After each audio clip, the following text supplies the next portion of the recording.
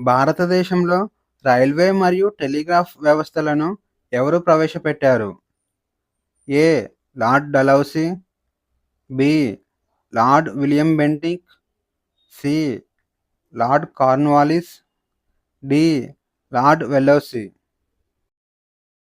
Answer వచ్చేసి option A Lord Dalhousie.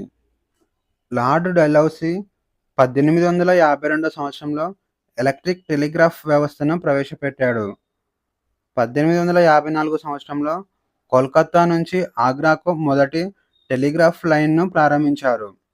అలాగే 1853 సంవత్సరంలో భారతదేశంలో మొట్టమొదటిసారిగా రైల్వే వ్యవస్థను ప్రారంభించారు.